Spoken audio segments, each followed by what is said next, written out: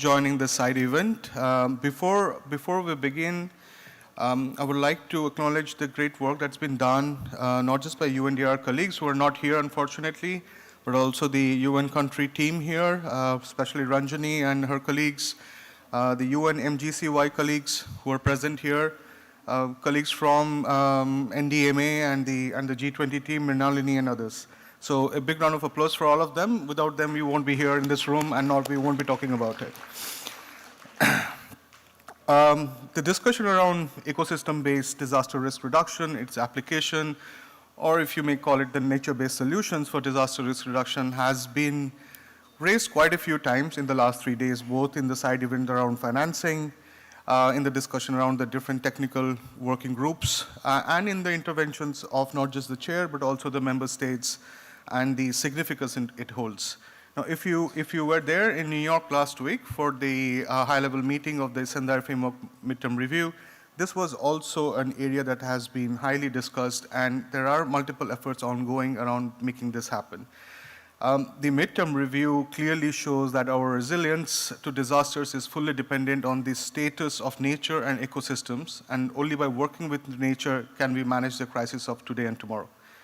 You are already taking necessary steps, but we also see there is quite a big leap that needs to be taken, not by the G20 members in itself, but also other member states who are trying to find relevant answers and solutions towards it. I am not going to steal over the thunder from the panel members we have, nor from the opening remarks that Kamal, as the chair of the G20 working group, and other panel members would do. But I would like to share just a few elements that SRSG Mizutori was supposed to deliver, and unfortunately she is currently stuck in another meeting, and I'm hoping she would be here very soon with us. What she wanted to share with you is that for ecosystem-based disaster risk reduction or nature-based solution to be successful, it needs to be scaled up. To provide some food for thought for today's discussion, she would like to highlight 3 recommendations.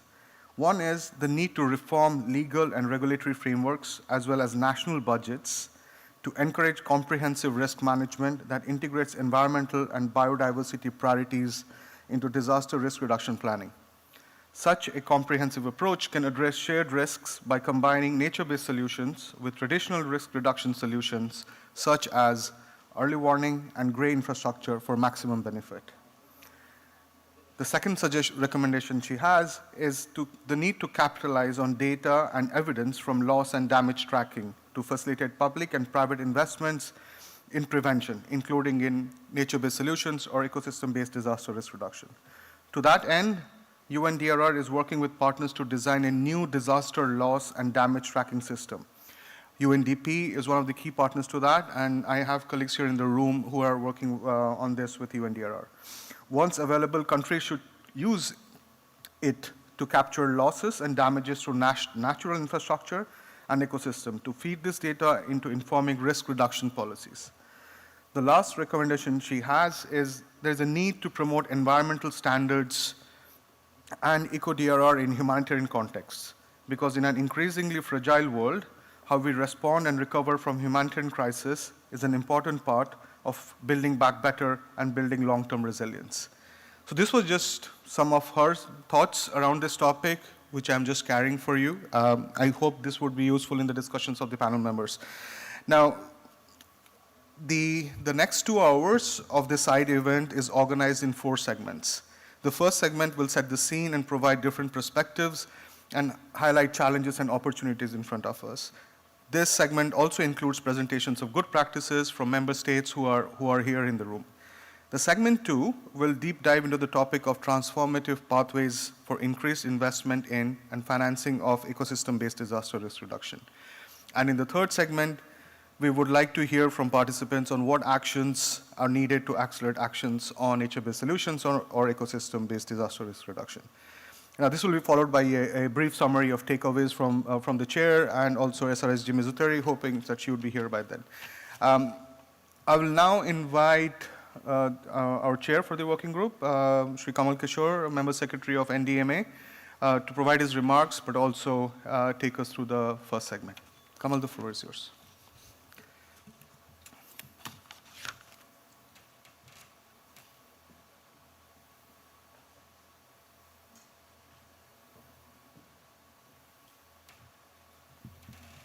Thank you very much, Abhilash, and thank you for all the partners who have organized this event.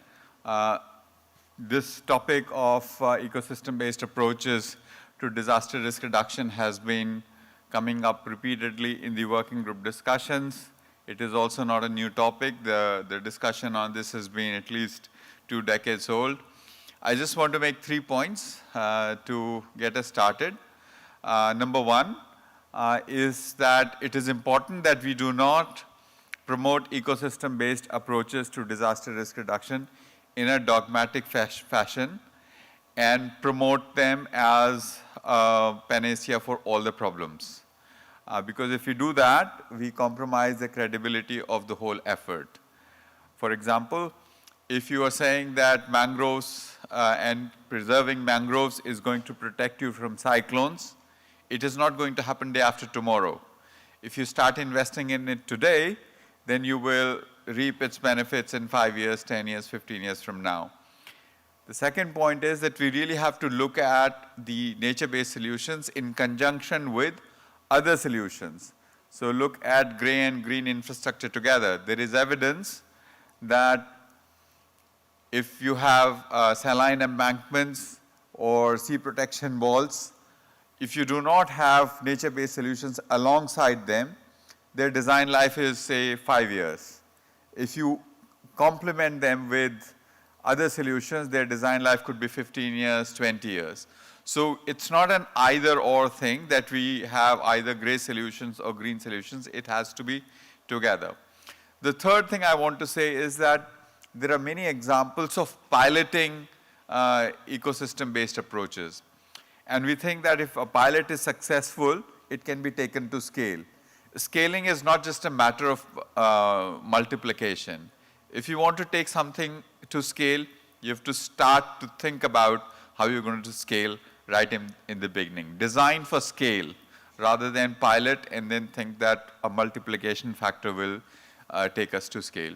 So with these opening remarks, I would like to now invite the panel to the stage. Ms. Marisol Soledad Estrella from UNEP. Is she going to be here or online? Mr. Abraham Bougre from Youth Resilience Lab. Please join us here. Ms.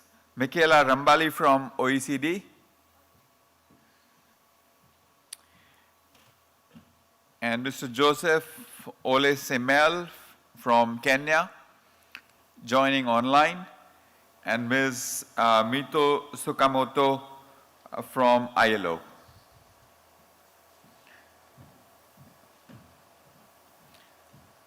So maybe I can go over to Marisol to provide a historical context to ecosystem-based approaches to disaster risk reduction.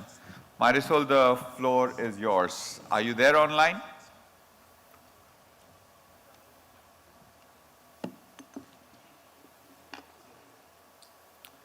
Go ahead.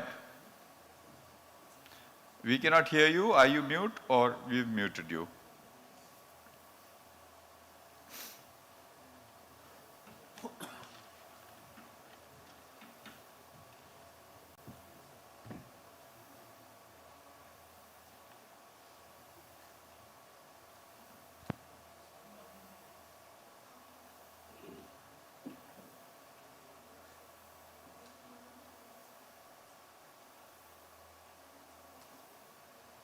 Next. Yes? Can you hear me now? I can hear myself. Yes, we can hear you. Yes, we can hear you. I had prepared a few slides. I don't know if they're already up, but I can't see them from my side.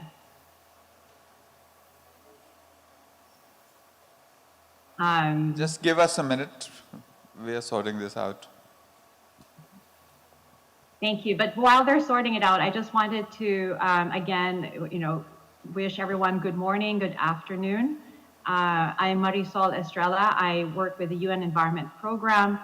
I also am here on behalf of the Partnership for Environment and Disaster Risk Reduction. And it's really a great privilege and honor to be here with you, and nice to see you, Kamal, Kishore, after some years. It's a great opportunity to be here at this very important event. What I just wanted to reiterate your messaging that this concept of eco-DRR is not new. And it even goes beyond 20 years that we have been actively working on it at the global level. I mean, these are concepts that have been practiced by indigenous communities, local communities, but also countries like Japan, with their coastal protection forests, Switzerland, and also India. So it's not a new concept per se. However, what was new, let's say 15 years ago, was that it had not yet been part of the global policy agenda. So next slide, please. We only really, I mean, I was asked to kind of bring us backwards just to provide a little bit of historical perspective in order to allow us to look forward. And I cannot echo the message of Mami Mitsutori and Kamal as well this morning, that it's important to understand where we've come from. This practice of ecosystem-based disaster risk reduction at the global policy level really started, the conversation started at the Hyogo framework for action when it was first adopted in 2005, shortly after the Indian Ocean tsunami. And at that time, there was already understanding of environment and disaster linkages, but it was still very narrow. Next slide, please. So what we learned back then is that, what people understood as environment and disaster linkages was really in terms of recognizing that there are environmental impacts related to disasters. So for example, hurricanes can destroy reef systems. But also there was already understanding that environmental degradation and ecosystem degradation can increase disaster risk. So for example, deforestation can lead to more landslides or aggravate flooding. So this was already well known and well established. But what we learned during this time was that there was really no traction on priority setting related to environment or nature protection or conservation as part of disaster risk management. And so we, together with a number of partners, so next slide, please, we came together. We started with 8 core partners, and now the PEDR partnership has grown to about 20 plus partners. And the idea really was to try to have a common understanding of, what is really the role of environment in disaster risk reduction. And so we came together to bring together our expertise, our knowledge from the development sector, humanitarian sector, conservation sector. And our starting point, next slide, please. Our starting point really was that what we wanted to highlight was that ecosystems and ecosystems management can be a solution to reducing disaster risk. It can be one solution in a range of other solutions. Because prior to that, people were just looking at environment as a problem. And so policymakers were just thinking, yeah, we already know that.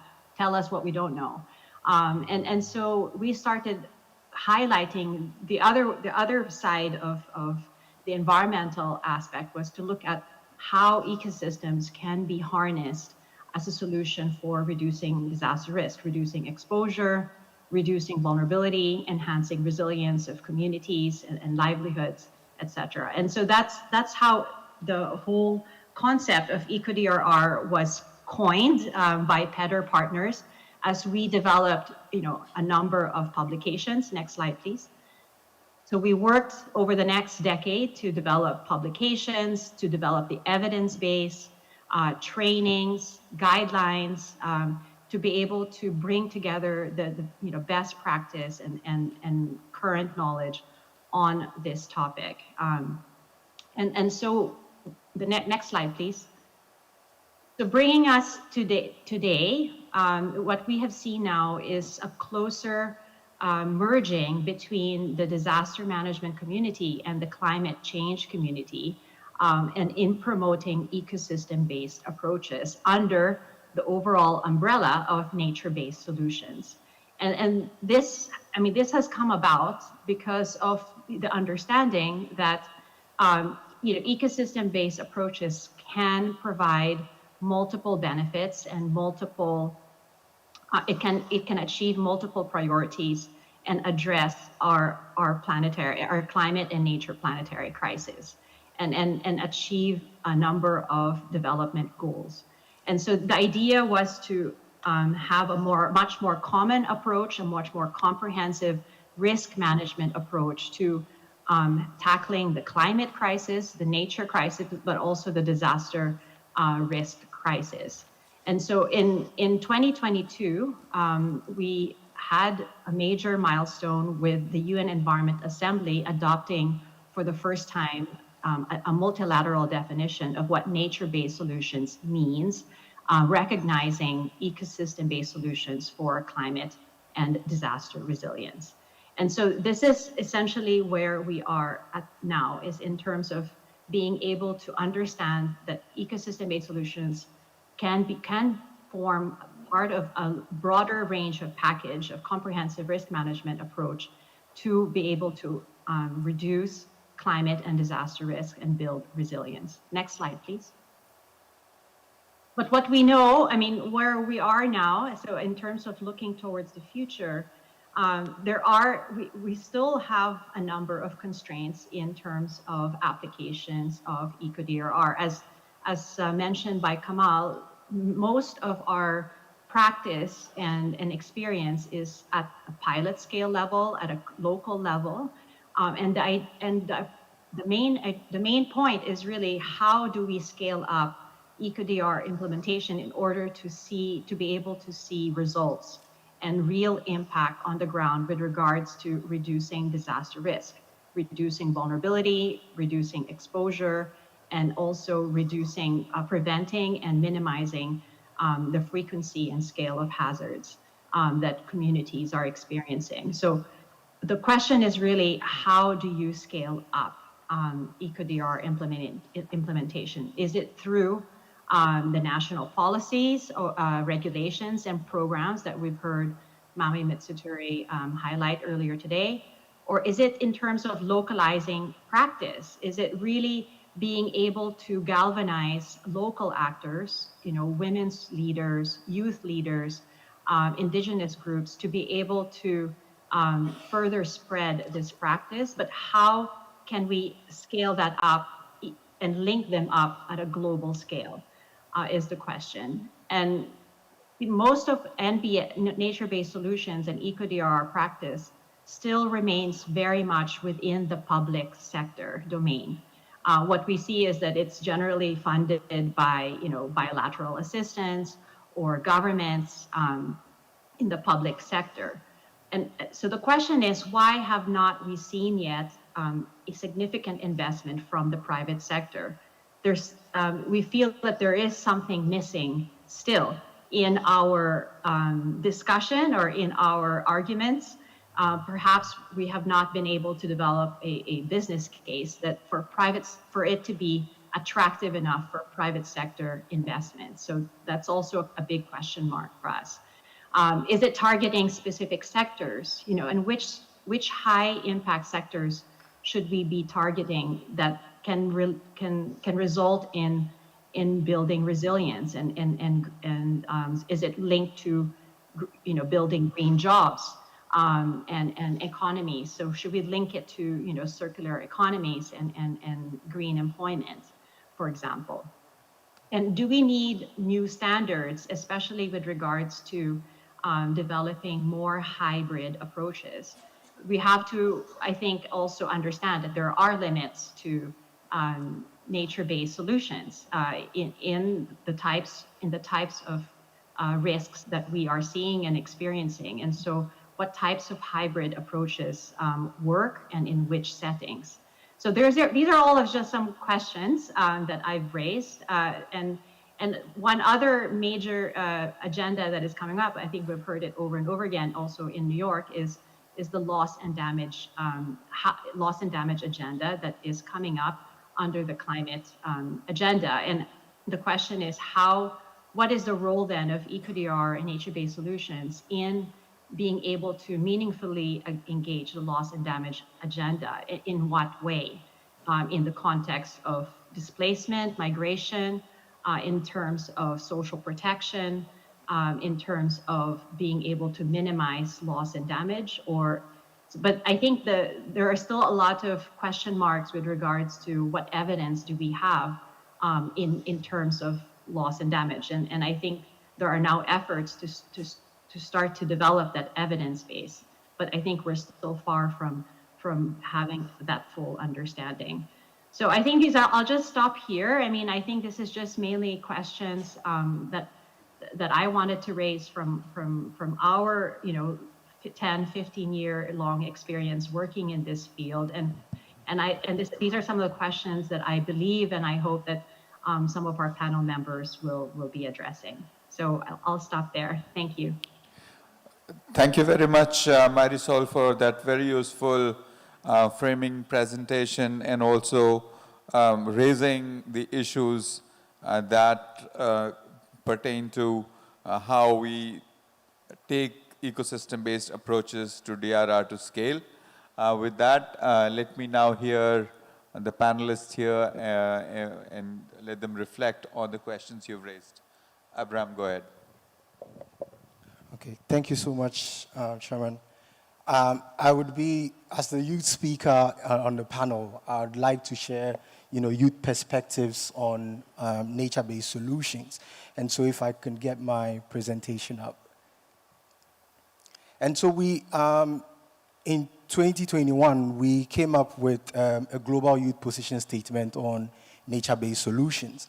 And that is because that was at the height of the discussion. You couldn't, 2021. We couldn't, talk about climate change and ecosystem-based adaptation without hearing the buzzword nature-based solutions. And as historically, it's always been, you have technocrats meet in a meeting, sit in a room, decide the frameworks, and then implement it, and then some years later sit back and say, oh, we should make sure that the children and youth and vulnerable groups are included. And we decided to reverse it, that we would rather engage in the topic before, things are set for us.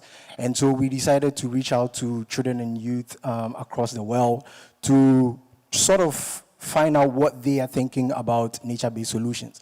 So this was a work that was done by the UN youth constituencies, mainly for the UNFCCC, the youth constituency for the biodiversity CBD, and then also Youth for Nature.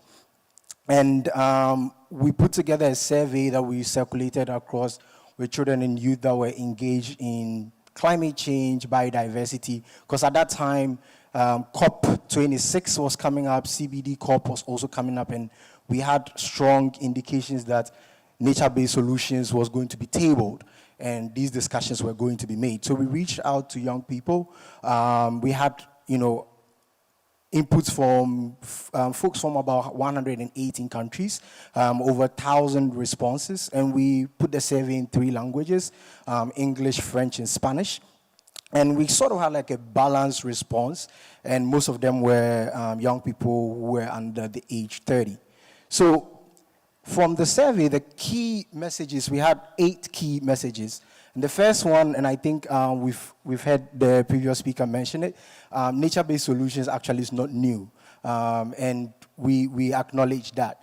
And then we also realized that there was a concern that biodiversity was sort of being made like a side benefit, which shouldn't have been the case. And that was what we were strongly advocating for, that we should make sure that in discussions of nature-based solutions, we should make sure that biodiversity is center stage and not made a side benefit. And then also make sure that there's ecosystem integrity, making sure there's biodiversity, there's concern for justice, all vulnerable folks are included in the discussions. And then we also realized that there were a lot of big companies that were jumping into the bandwagon of nature-based solutions, and we were suspecting that some of these solutions that were being presented could be false solutions. And so we were advocating that we should make sure, and you mentioned it in the beginning, like not to over-elaborate and sort of call for a one-fix-it-all solution using biodiversity or nature-based solutions. And we wanted to make sure that that is strongly heard. And then we also realized that nature-based solutions was sort of being presented as, a way to solve the mitigation issues that we're supposed to tackle. And we're calling out that decarbonization is still crucial. We cannot just rely on nature-based solutions to say that it has huge mitigation benefits, so let's just go into that and leave the need to decarbonize. And we also realized that the whole nature-based solutions discussion was sort of prone to greenwashing, and had a lot of companies that historically have been known to be polluters, coming in and announcing big programs, projects that are nature-based solution projects. And so we were calling out for caution to be placed in there. And then also we called out for strict binding safeguards and guidelines if we really want to see the true benefits of nature-based solutions. And then also a legally agreed framework for the CBD and UNFCCC, but the UNEA Convention already came up with, a multilaterally agreed definition, and that was something that later came, and we were happy. So in summary, we realized that, as I mentioned, it was prone to being inundated by monoculture plantations and being presented as solutions for nature-based solutions, which we were concerned about. Also, issues of land grabbing, young people really have mentioned about that, and the impacts on indigenous communities and human rights. And then we also mentioned that the predominant discussion that was going on, narrative, was that there was overemphasis on decarbonization, carbon sequestration and offsetting. But then we realized that young people are seriously interested in the issue of nature-based solutions. And it's based on those kind of success stories that we set up the Youth Resilience Lab to create that platform for children and youth that are engaged in disaster risk reduction, in climate change, in biodiversity, to work together on a singular platform to be able to bring together solutions, to learn, share, collaborate, and co-create solutions. And we are grateful for the India G20 presidency for bringing young people onto this table to have the discussions, because, as I mentioned, historically it's always done, and then later we are consulted. And that is because we are not asking that you just build a resilient future for us. We are asking that you build that green and resilient future with us. And that is why we're bringing this. Thank you. Thank you very much, Abraham. You brought up some very, very important points and warned us against the pitfalls of pursuing this mindlessly and making ourselves prone to greenwashing, false solutions, and biodiversity. But if we guard against all of that, there is a lot of promise, and the youth groups see an important role for themselves in taking this agenda forward. So thank you for that. Michaela, the floor is yours. Your perspectives now. Thank you very much, Chair. So first, I'd like to thank the Indian G20 presidency for putting this topic on the agenda, because we all also agreed that, and were pleased to hear over the past 2 days that it has been put throughout the discussion put forward. And so the work we've done has been following the definition that was presented earlier by UNEP. And we believe so in nature-based solutions are measures that are to restore, sustainably manage and protect nature, but with the objective of achieving a societal goal, be it biodiversity, climate change mitigation, or adaptation and disaster risk reduction. And in response to the countries where we heard a lot of enthusiasm for nature-based solution, but how do we get there, and how to scale up from moving from just project and ad hoc project implementation to a wider programmatic level of implementation is the difficult part. And so we put our contribution to the table by developing a policy evaluation framework that looks at 5 different policy areas: policy, governance arrangement, technical capacity, regulation, and finance, to really understand what are the bottlenecks and how to increase nature-based solutions. And through these 3 themes, there are 3 points that I would like to highlight. The first one is that we really need to improve the policy coherence to maximize the co-benefits and really address and try to identify and address the trade-off that might arise. So there's a lot of momentum at the international level for nature-based solution, and this is also reflected at the domestic level.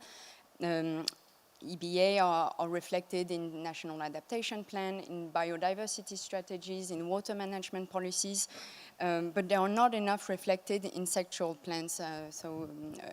Where, for example, tourism, health, infrastructure, agriculture, there's scope to better integrate this topic in sectoral plans. Because, of course, there are trade-offs that arise. If you use agricultural land as a floodplain, you'll have reduced agricultural output. So this needs to be identified and addressed. The second point is really to engage stakeholders, including champions, to fully capture the local specificities of nature-based solution. They're really complex to implement. They bring in a lot of different actors that have different roles from the design, implementation, and monitoring stage. And then there's a large program that has just been launched by Germany to a 4 billion euro plan to scale up the use of nature-based solution in Germany. And we really look forward to see how it's going to be implemented, for example, at the subnational level and at the municipal level, to understand, how the benefits can materialize and well reflecting the local specificities. At the city level, there are more and more examples. So we're based in Paris, where we see that there are more and more green roofs to address the urban heat island effect. In Copenhagen, there are green spaces that are now allocated as a flood retention zones against heavy rains. And to ensure that stakeholders are well involved as early on in the process, in the design phase, it's important that to clarify the roles and the responsibility early on, and also throughout to the maintenance, because often what we see is that the project is implemented, but then there's no responsibility over the project lifetime, and it is important for nature-based solutions to reap all the benefits of their implementation, that there's continued monitoring and maintenance to reap all the benefits. And the last point I wanted to make is around making sure that you provide EBA practitioners with the robust information they need. We heard earlier that it's difficult to make the business case for NBS. And we did a series of case studies at the national level and at the municipal level, where we see that, for example, ecosystem valuation and an inventory of natural capital really helps understanding what are the ecosystem services that can be used. And we need to better monitor and make the evidence of the effectiveness of these nature-based solutions available. For example, the UK developed an evidence directory. There's also the EU Climate Adapt platform that has a lot of examples of successful implementation. Technical guidance also needs to be made available. For example, the UK has one for the construction industry. And this is essential to make sure that we level up the playing field for nature-based solution and make sure that they're not just a good complement, but could also be a good alternative to grey infrastructure. And demonstrating the benefits is key to be sure that they can be better integrated in the planning frameworks. For example, Norway, at the municipal level, Norway encourages countries to consider nature-based solution before looking into grey options to address certain particular risks. It's also important to demonstrate the benefits to be sure that they can be integrated in the public procurement processes, in standard and in planning frameworks. And the information is key also to have distinct financing, because the EBA have distinct financing needs. And as was mentioned, because of their public good characteristic, they are mainly supported by grants and public finance. And despite this, when we interviewed our countries, we found that the funding sources are spread out and scattered across environment, climate change, or disaster risk management sources, which makes it difficult for them to be eligible or access the sources of finance. So just wanted to highlight these 3 points, and the examples I referred to are on our website. And happy to answer any question. Thank you. Thank you. Thank you very much, Michaela, for those remarks. I think 3 things that stood out for me was, on one hand, there's a lot of momentum in this area of ecosystem-based approaches to disaster risk reduction, but a lot of it is confined in the traditional areas of biodiversity, preservation, etc., and not so much with the key development sectors. The second thing that you pointed out was the issue of short-term trade-offs. So if you invest in ecosystem-based approaches, there are trade-offs to be made in the short run. Very curious to see how Germany pursues their $4 billion program to take it to scale, while also ensuring that it doesn't follow a one-size-fits-all approach. In India, also, we are trying to do these things on scale. We have a large mangroves mission. We have a mission to revive reservoirs, water reservoirs in urban areas, also trying to achieve scale. Let's see how these efforts work. With that, now let's go to Kenya. We have Mr. Joseph Ole Semel. He's the Executive Director of Menyoito Pastoralist Integrated Development Organization. I'm very curious to hear what you have to say.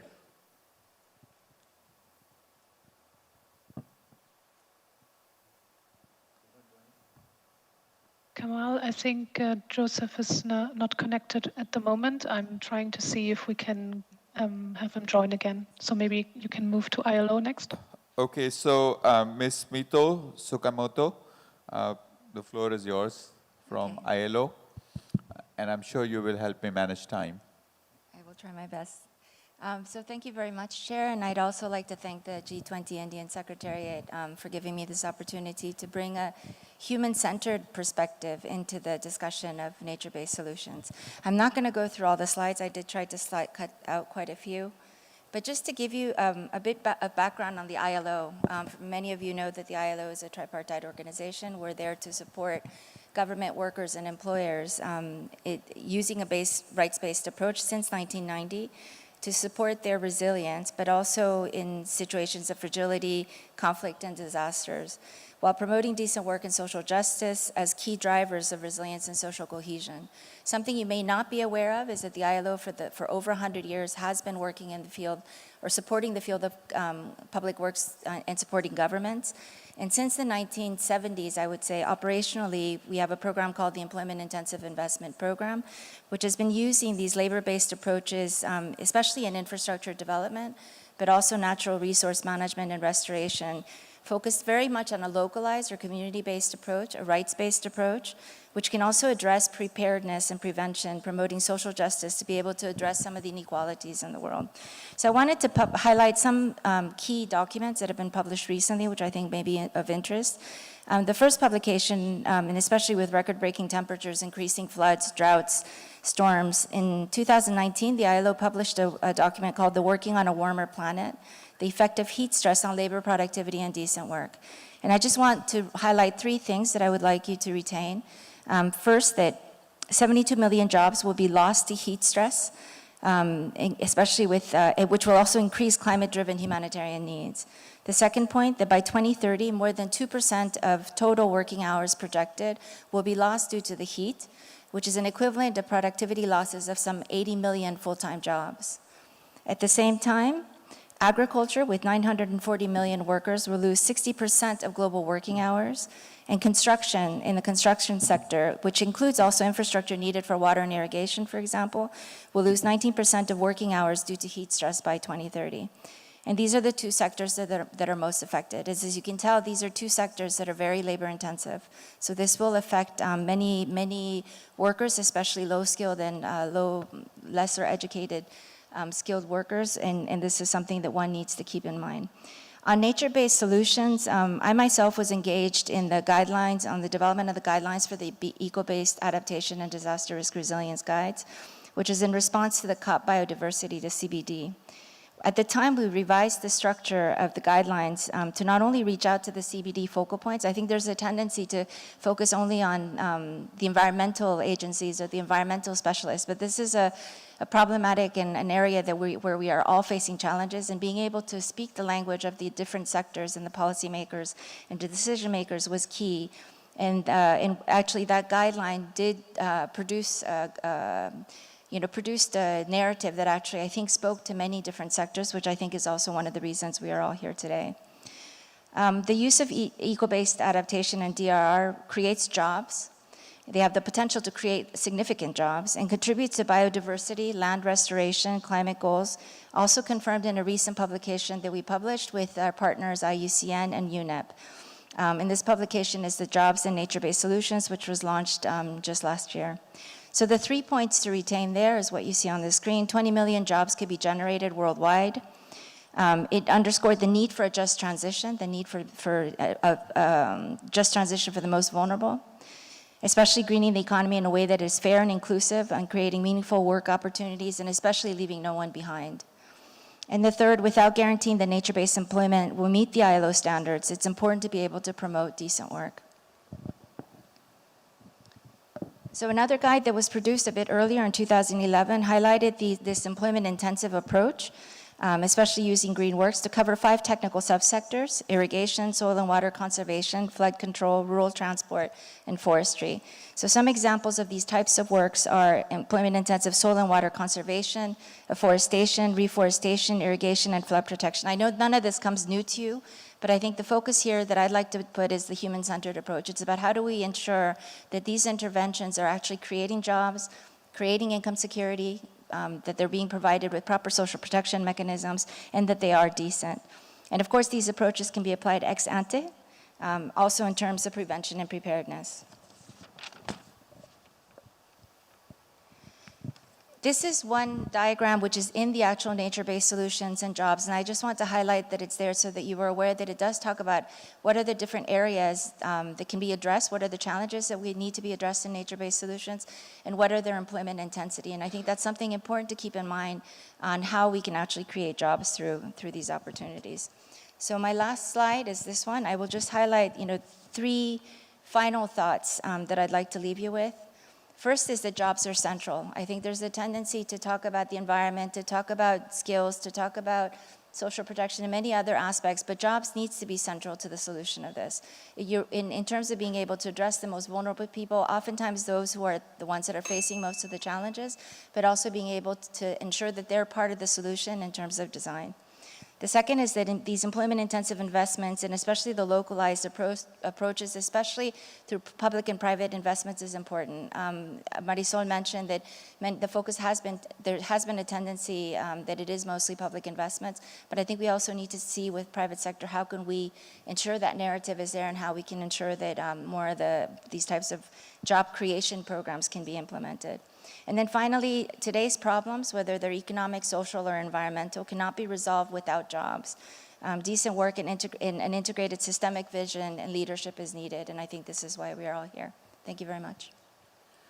Thank you very much, Mito. Those were great points. I think if we have to create buy-in for ecosystem-based approaches to disaster risk reduction, those approaches have to create jobs now and protect jobs in the future as well.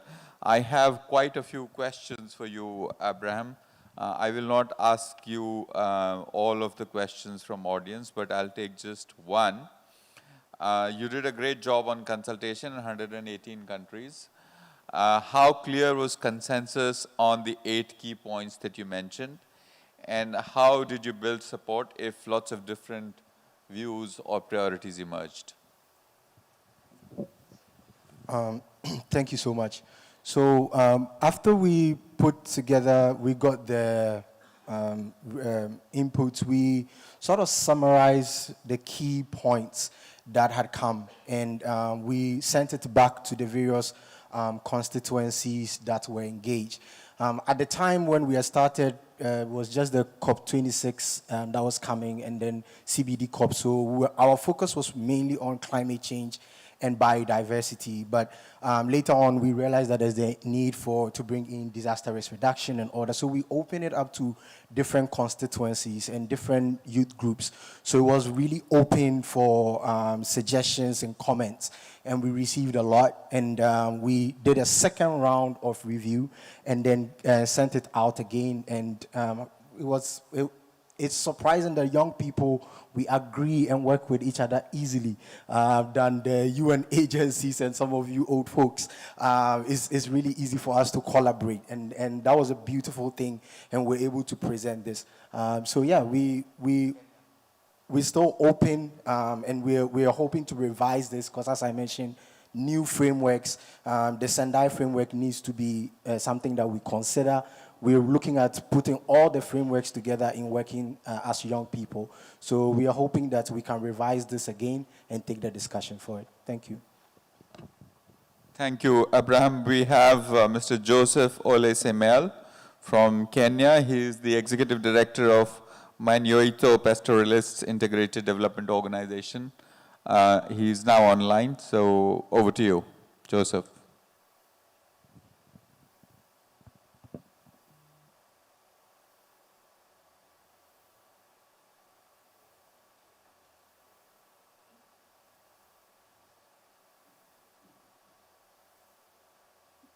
Hello? Hello. Hello. We can hear you, but can't see you. Yes. Good afternoon to all of us. My name is Joseph Ole Semel from Kenya. And thank you for this opportunity to share a very interesting discussion on the disaster risk reduction and the ecosystem, the relationship between the two. We are in a society, we are in a country, and particularly because I'll be sharing experience from Eastern Africa in particular, and looking about the ecosystem approach in terms of applying certain knowledge in reducing disaster. One of the key elements is about really traditional ecology, and knowledge of the people have been central in ecosystem in terms of disaster risk.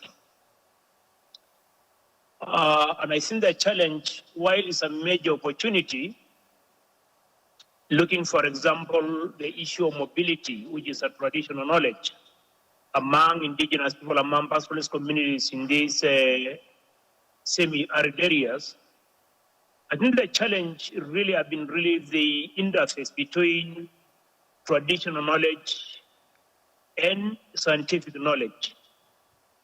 Over the years, traditional knowledge has been ignored and neglected in terms of policy making and in terms of program designs. Approaching from an ecosystem approach, we begin by acknowledging that communities have been there since immemorial, and even though disasters have been there, only they have increased. They have been able to cope. I heard one of the speakers before I lost because my internet is not reliable, talking about nature-based solution. Nature-based solution is a traditional system that have been practiced for among pastoralists since immemorial. They use a traditional knowledge of dividing or of adapting a land use system, whereby in a particular given area, there are, say, 4 months or 6 months in a year, and then they migrate to another area, that allowed that area to regenerate and recover. And I think it has been very difficult, really, for them to be appreciated.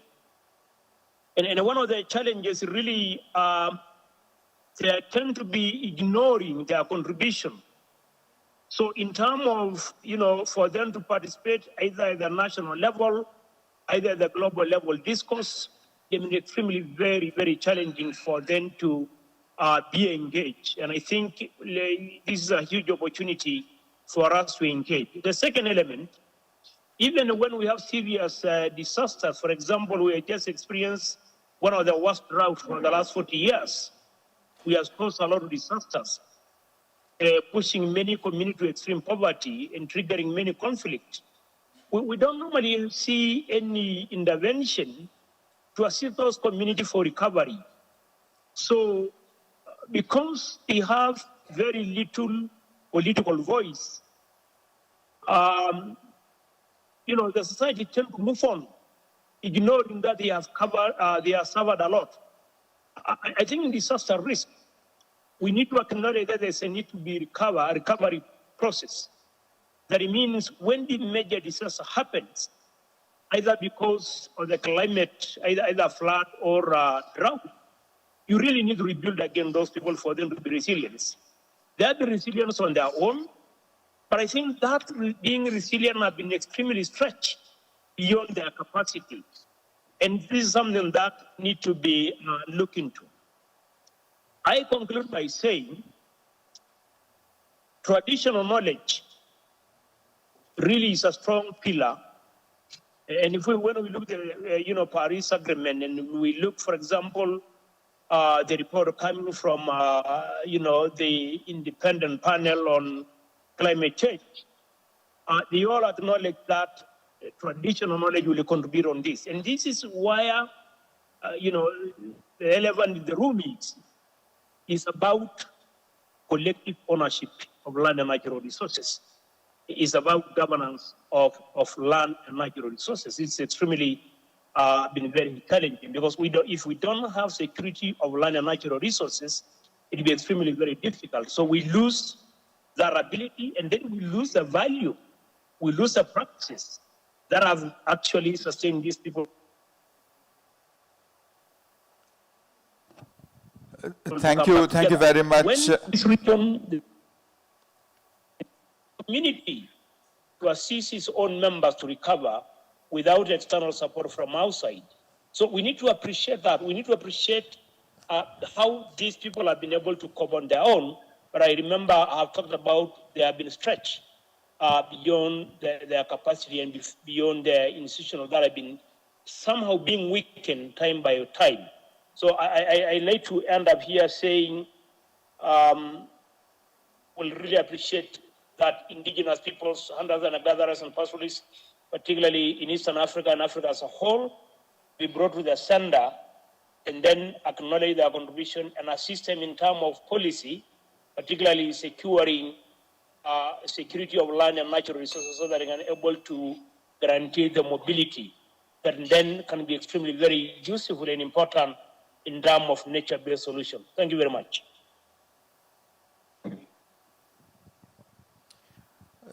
Thank you very much, Joseph. Your point that there's a lot of traditional indigenous knowledge on nature-based solutions. Somehow it doesn't find political voice in the policy discourse at the national and global level. How do we systematize that? You know, the example you gave of 3 years of continuous drought and where resilience of communities is stretched, and how do we support them? How do we bring in a more sustainable way of management of land resources in that context? You know, all very sort of very good examples of a lived experience from Africa. We have a few more questions before we move to the next part of this segment. There is a question for ILO.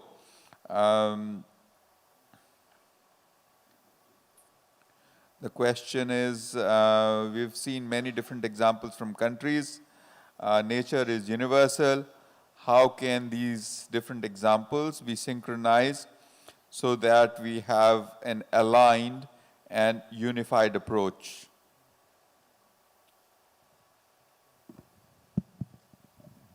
Yeah, thanks very much for that question. I'm not sure that there is a unified, simple approach to this. Every country context is different. The way things are managed or activities are run are very different. The environmental situation is very different. But we do have an approach that is, I would say, in general, which is focusing on trying to maximize the employment intensity in these programs. And the approach is basically looking at working with communities, so a localized approach, strengthening local institutions, so working with the local government and trying to ensure that the capacity development is at the local level, that there is ownership at the national level or at the local level. It's also about using local materials and local providing income to local workers. So it's really a very much a localized approach with the intention that then there is that sort of multiplier in terms of direct wages, in terms of indirect and induced impacts. And I think that's quite important to consider. I don't think there's one solution. There's not a one-fit-all solution. But there are approaches that do allow us to ensure that these jobs are actually making it to the people who need it the most. I mean, there's several examples that I had listed, which I didn't get a chance to go through, but just to give you an example, going back to something Joseph said. For example, in Burkina Faso, we're actually looking at traditional restoration technologies. We are looking at indigenous and traditional technologies and ensuring that we're able to work with the local communities by providing them wage employment, but also by working with them to see how some of these technologies can be used in some of these larger labor-based programs in terms of looking at different technologies like ZAIs, diguettes en pierre, diguettes en terre, filter dikes, to be able to ensure that that the soil is able to retain the nutrients and the rainfall does not have that same impact. In other countries, we've worked with other types of plantations which ensure that the soil retention is there because the roots are much longer, but that they're also productive. For example, one example is vetiver, which allows for the plant itself to be used for perfume and sort of as a product that can be marketed and sold, but yet at the same time it's helping the watershed in terms of keeping that sort of water and soil retention. So there are, depending on the country, depending on the environment, I think there's different solutions to this, but the employment intensive approach ensures that we are trying to give a human face to what we're doing, ensuring that it is a human-centered approach, ensuring that social justice is to the center of this, and ensuring that that they're not just that the local populations are not just there to implement programs, but they're there with us to actually design these programs for implementation. Thank you very much. With that, we hear some country experiences. I have 5 countries listed here. Panelists can stay here. And we have 15 minutes. We are running way behind schedule. So I will request really everyone to speak for 3 minutes. I am going to cut off after 3 minutes. So let's start with our colleague from China, Mr. Ye. I'm sorry I can't pronounce the second name correctly, I'm pretty sure. Qiu Hua. He is Division Director from Department of Risk Monitoring and Integrated Disaster Risk Reduction of the Ministry of Emergency Management.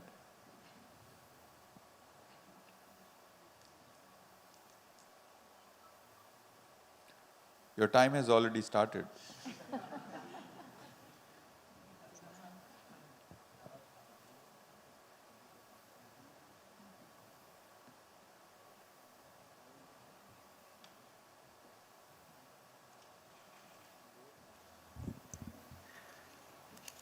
Thank you, moderator.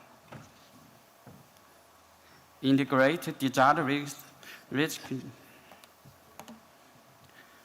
Thank you. Integrate disaster risk regulation community are the formation units for construction, relation, emergency management system, and response national manner of emergency recursive operation.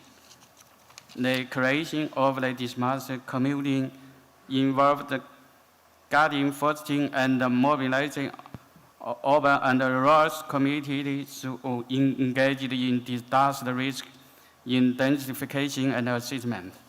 The special measures for community create are as follows. One is essential to incorporate the work of creating demographic information into the assessment and value system at the province level ensures the implementation of goal, task, and responsibility. Two, it is crucial to adopt an approach to enhance disaster mitigation capacity. For instance, in non-villages, such as landslides, rolling stones, and mudslides, the village has established 3 emergency shelters, 2 medical side stations, and 5 emergency response teams. Instead, automatic monitoring and alarm device. In the past 3 years, despite several geological disasters, no proposed loser occurs in the village. Third, it is important to promote resource collaboration and cooperation among the departments, social organizations, and grassroots, particularly by the uniting personnel, facility, and equipment. For instance, the Disaster Reduction Office of Henan Province implement the Save Homeland project to enhance the disaster prevention and mitigation capacity at the grass level. Four, it is crucial to support and encourage the social forest community disaster mitigation workers through various means. For example, the abandoned Taoyuan community in Nanghu Street, Wuhan, focus on units, volunteer teams, and established 5 volunteer groups. They have been engaged in comprehensive communication disaster reduction volunteer service throughout the year. 5. It is essential to emphasize local challenges in disaster mitigation, such as adapt measures to local conditions, innovating approach to disaster prevention and mitigation education, and unit disaster public facilities as emergency shelters. Throughout the creation progress, we have great the following experience. One is necessary to strengthen public formulation and establish a sound management system for the creation of demonstration community. 2. In-depth investigation and study have been conducted to improve the support for improvement of the management of community creatives. 5. Information technology means have been utilized to improve the efficiency of the management of community creation. That's all. Thank you. Thank you, Mr. Ye, for highlighting those examples, particularly of community level engagement with social processes. Thank you very much. With that, now let's turn to India, Mr. Karkata. He is a senior advisor at the Ministry of Environment in Government of India.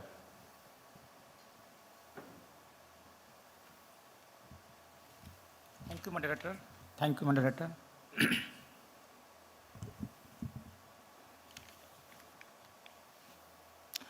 Good afternoon to all. And as you all know that India has 2 commitments by 2030. One is they have to restore 26 million hectares of land by 2030 so that the carbon sink, that is additional carbon sink, can be generated up to 2.5 to 3 billion tons of carbon dioxide equivalent. And as you all know that the EBA can help to ensure that ecosystem services are maintained for the benefit of future generations.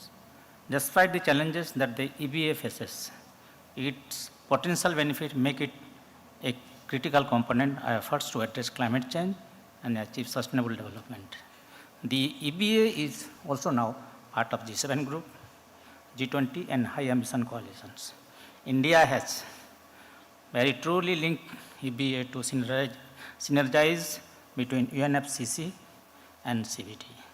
Therefore, you must know that one of the key benefits of EBA is that it can be more cost effective than traditional approaches. For example, restoring a wetlands or other natural ecosystems can often be much cheaper than building a man-made system to address these same issues. So India as one of the has the lot of leading success story. I'll cite only one, that is, India has carried out the cumulative impact assessment and carrying capacity study of rivers of northeast region. They have carried out till date the 7 major rivers, considering 300 major projects and having the hydro potential of 100 gigawatt.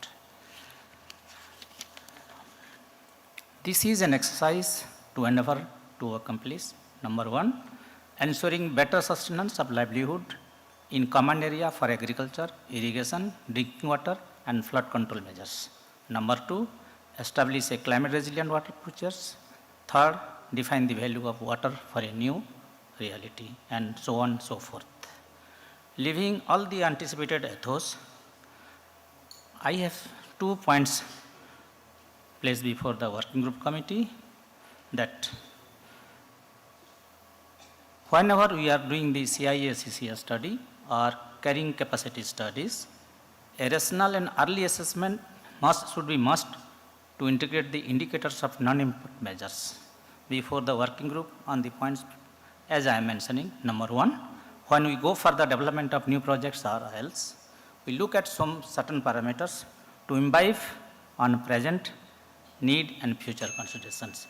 The indicators are like to cover geological setup and other aspects, including terrestrial biodiversity, and the most important aspect is the socio-economic profile among other, which includes labor and migrations, and then finally the human health and their livelihood considerations. Okay, 1 minute I'll take. Therefore, I leave a brief note again for the working group that the EBA offers a promising way to address a range of environmental challenges facing our planet. Whether we are looking to restore biodiversity, protect our waterways, or mitigate the impacts of climate change, working with nature can help us to achieve more sustainable and resilient outcome. By investing in these approaches, we can help to promote a healthier, more prosperous future for the planet, to have a better life for our future children or for our children. Thank you very much. Thank you very much. And it would be very interesting to look at how the river basins are being managed in the Northeast and its benefits in terms of disaster risk reduction. With that, now let's turn to Argentina.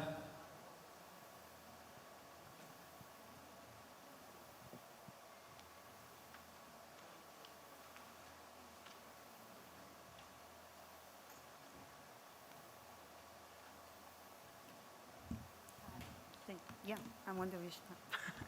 Good afternoon, everyone. Well, I would like to congratulate once again the Indian presidency of the G20 and the delegates for these hard-working days, as well as the UNDRR for curating this side event.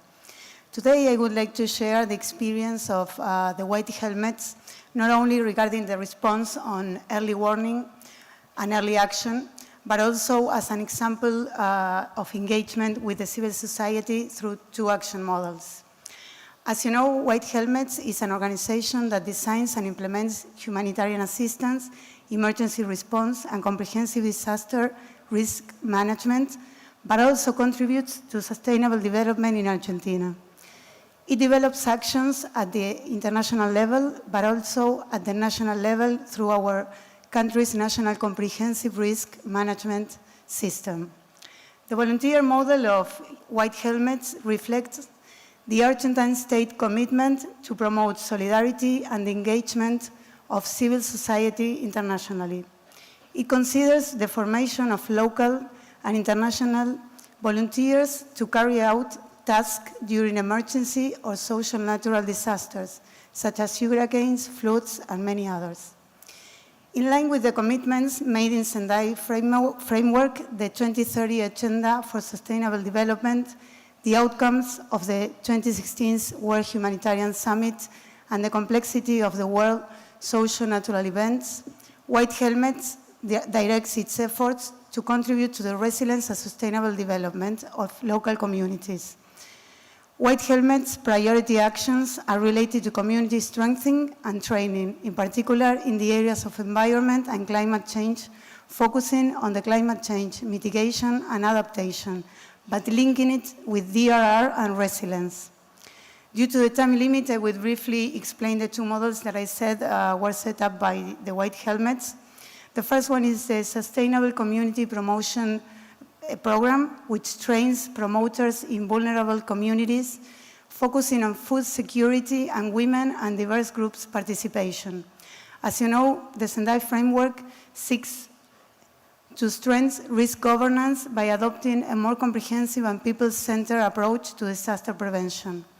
Following this path, this project seeks to strengthen social civil actors' participation in matters that mitigate vulnerabilities in the communities, and also to build conditions for governance through the training with specific capacities.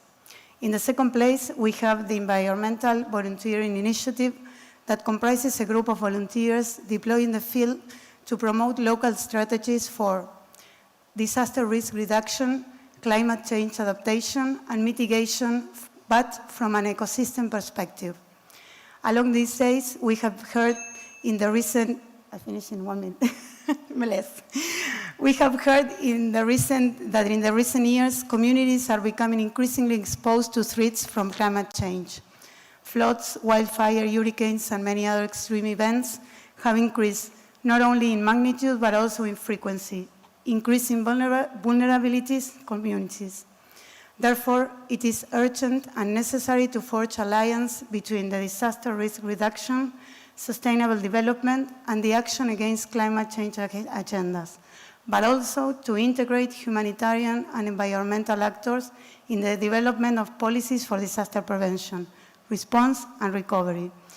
The initiative aims to promote collective actions from the restoration and sustainable management of natural resources at the local level through the implementation of ecosystem-based adaptation and risk reduction measures.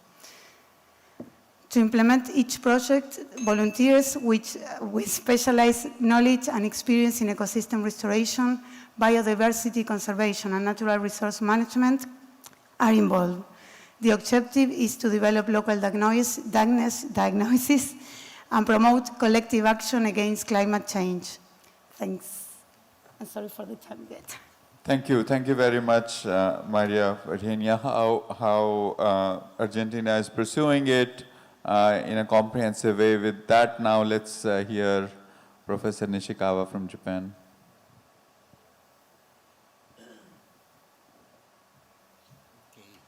Good afternoon. Thank you for this opportunity. Can you have my slides on? Okay, next. Well, Mother Nature is not so gentle in Japan, unfortunately. That's the reality on the ground. So, we have a long history of various civil engineering works to cope with these disasters. In the 7th to the 8th century, the most respected Buddhist priest was the best civil engineer in Japan who made irrigation ponds for flood control as well. And one of these ponds still exists in Osaka as a water reservoir to serve Osaka. In the 7th to the 8th century, another famous Buddhist priest reconstructed an earth dam in Shikoku And this earth dam is called a pond, but it's actually a huge earth dam. And it still serves as a water reservoir to irrigate the rice paddies in Takamatsu. In the 15th to the 16th century, there were so many warlords in Japan, the samurais. And one of them, a famous warlord called Takeda Shingen, he invented various innovative civil engineering techniques, combining civil engineering with agriculture to control rapid flooding. And it is called the grouped echelon embankments, and they are intentionally cut to ease the torrents and control the flooding. And it is still used in modern Japan. Also, he invented something called a sacred cow. It's a lumber pyramid placed with a stone basement along the river dikes to ease the flow and control the torrents. And they are also still used in modern Japan. Unfortunately, in 2011, we had the Great East Japan earthquake and tsunami. A very strong tsunami hit the northern Pacific coast of Japan. And in one village called the village of Fudai, there was a huge reinforced concrete water gate which repelled the tsunami. And all the villagers inside this water gate was safe and sound. It was about 20 years ago that this village mayor insisted that he would never like to see tsunami death in his village in the future.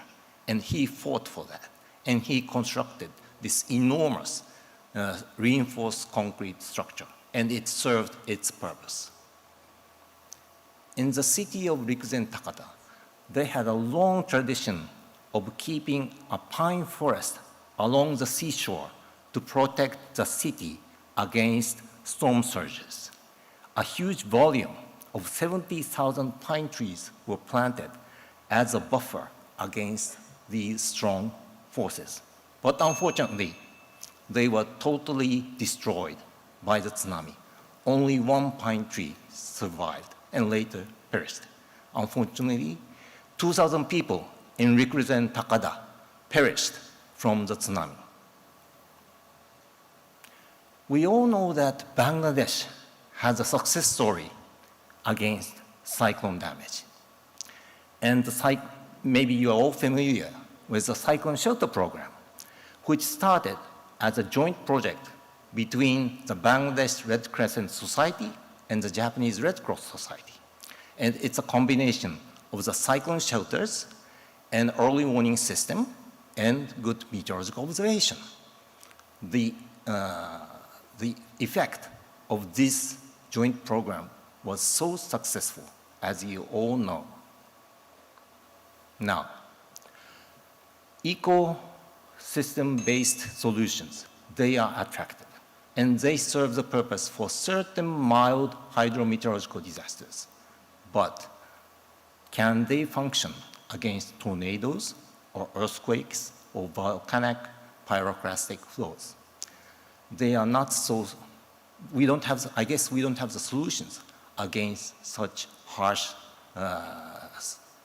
events. So that's the reality on the ground. And let's face it. Thank you very much. Thank you very much, Professor Nishikawa, for those very interesting examples from Japan. Also, towards the end, a reality check that, yes, we can use ecosystem-based approaches to disaster risk reduction, but they work on specific things, addressing specific hazards. We must not promote them as, a panacea for all the disaster risk related problems. It is really important that we pursue them with a sense of realism and with a long-term perspective. With that, now let's hear the French experience, Ms. Blandine Poquet.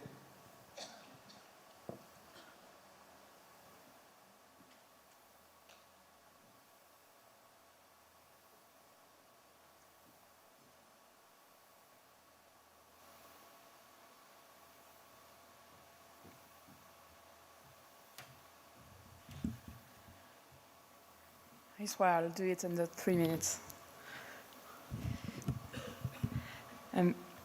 Nature-based solutions, including ecosystem-based approaches, are a key tool that make it possible to combine the preservation of biodiversity, the fight against climate change, and human development. Nature-based solutions are key enable to improve the resilience of societies to climate change. By reducing global greenhouse gases emission, they help to avoid future climate-related disasters. When implemented in disaster-prone areas, they have the potential to mitigate disasters' worst consequences. For example, the protection and restoration of mangroves, among others, provide a natural defense against storm surge, tsunami, sea level rise, and erosion. To unlock their full potential, it was important to ensure to have a clear understanding of what they encompass, and in that context, France welcomed the adoption of the UNEA resolution, which provided an agreed definition of nature-based solution. In France, the link between risks and ecosystem has been concretely made since 2014, notably via what we call the GEMAPI competence of municipalities, which give them the competency to jointly manage the aquatic environment, including wetlands, flood prevention, and urban planning. This facilitates an integrated approach. France has also developed different initiatives to promote NBS, such as the Life Artisan project, led by the French Office for Biodiversity. This project aims to create, in 8 years, the condition for widespread use of nature-based adaptation solutions through the implementation of a multi-scale action plan, national, regional, and local. To do this, an inventory of tools to remove the obstacle identified for the proper deployment of SFN on the territory has been made by environment, urban, forest, wetland, marine, mountain, and so on. One lesson learned, for example, is that one of the levers and/or content, depending on the case, to the development of nature-based solution is the monitoring of the benefits. Brought by the project as SFN can sometimes seem more costly at the beginning, but are more cost-effective in the long run. The response to water-related risk, for example, must be measured over time and analyzed to demonstrate the effectiveness of action and their relevance. It is therefore important to integrate this monitoring for the project and to devote financial resources to it in order to make the results known. This monitoring is also important to adapt action to change in the environment or the socio-economic context, and thus guarantee the sustainability of the nature-based solution. France is ready to share further lessons learned, including different studies conducted by the French Center for Studies and Expertise on Risk, Environment, Mobility and Development, the CEREMA. Thank you very much. Thank you very much for that, and particularly for some of the lessons that you highlighted. This was a 45-minute segment, and it is running behind schedule by 45 minutes. So I will resist the temptation of giving you a summary. I do have a summary, but I'll keep it to myself. Thank you very much. Hand it back to you, to Maria. Okay.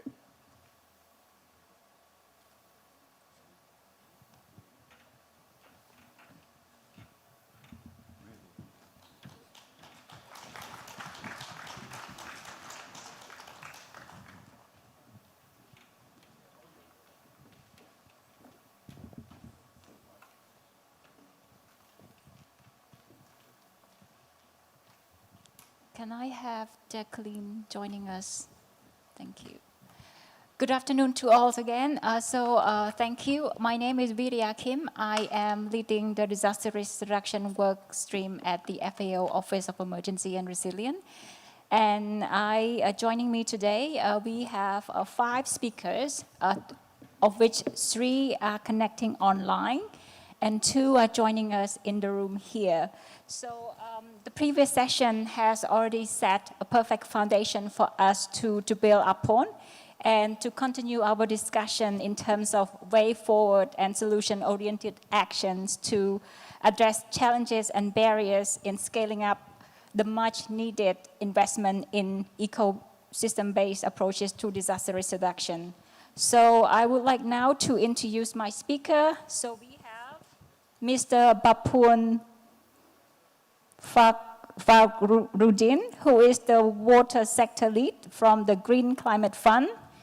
And in the room next to me, I have Ms. Jennifer Phillips, who is advisor from the INSU Resilient Global Partnership. And also I have in the room with me, Ms.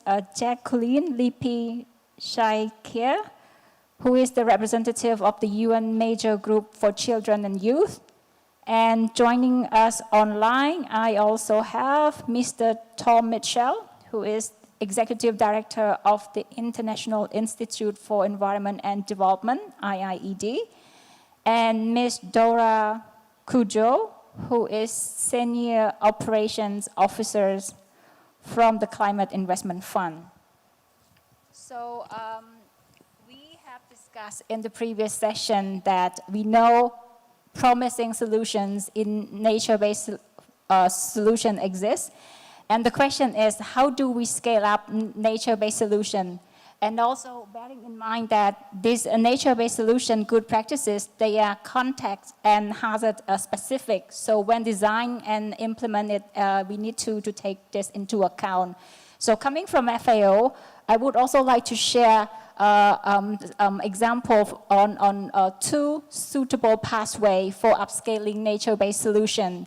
First, which is a smaller and incremental scale through farmer-to-farmer replications, which requires lower investment and institutional support.